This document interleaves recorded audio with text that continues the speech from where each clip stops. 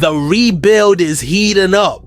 The team made another bold move this offseason, and the pieces are finally starting to come together. If you're a real fan, you need to know every detail of this new era that's just getting started. So make sure to subscribe to the channel, because today you're going to see why the 2025 season might be more promising than it looks. Another day, another solid signing in Las Vegas.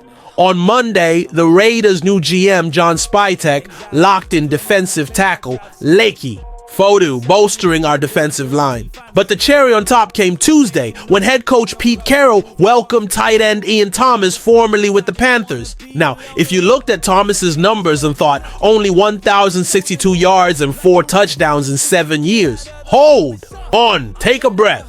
Because this guy isn't here to light it up catching passes. His game is different. It's grit, blocking, and clearing pass for the offense. Thomas is one of the most reliable blocking tight ends in the NFL. Weighing in at 260 pounds, that's nearly 120 kilo of pure power. He started 45 of his last 67 games and was the starting TE in all 17 games of 2022 for the Panthers. That's right. And it's no coincidence his job is to get his hands dirty and protect the QB, and he does it as well as anyone. In 2024 alone, over 71% of his snaps were as a blocker, more than his former teammates Tommy Tremble and Jatavian Sanders, who didn't even hit 47%. In other words, if the offense is going to work, it's Thomas making it happen up front. It's hard not to compare him to Lee Smith, who left his mark here in Vegas. Same role, no flash, all grind.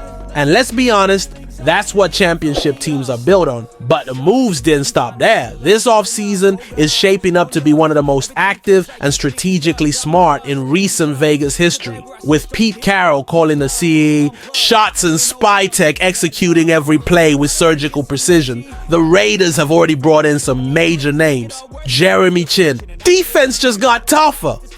Elandon Roberts, rock-solid linebacker. Raheem Mostert, pure speed on offense. And of course, the big one, quarterback Geno Smith. This trade, made just days before free agency, was the game changer. With a solid QB in place, the Raiders can now build the rest of the offense with more confidence and a lot more boldness. Even ESPN ranked the Raiders' performance in free agency 8th in the nation, with analyst Ben Solak especially praising the Geno Smith trade. Without that trade, the Raiders would have earned a mid-level grade.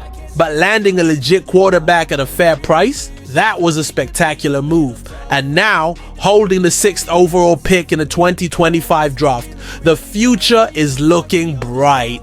All eyes are on Ashton Jeanty, an elite running back, and Teteroa McMillan, a wide receiver with huge potential to shine alongside Brock Bowers. Imagine that trio on offense, but there's more. Pro Football Focus has already highlighted other WR prospects the Raiders might target in later rounds.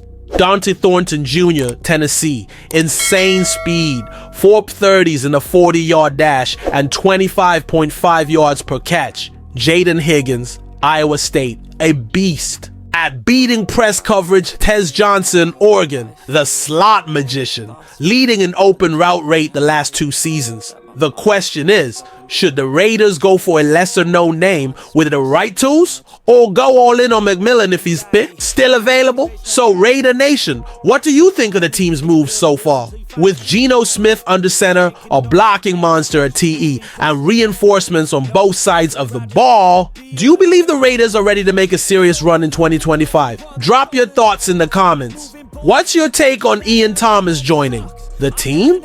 Got a favorite WR for the draft? Want to see Jeanty in the end zone? Let's talk about it. And of course, subscribe to the channel, smash that like button, and hit the bell so you don't miss a single Raiders update. Silver Hearts. Passion in every snap. See you next time, Raider Nation.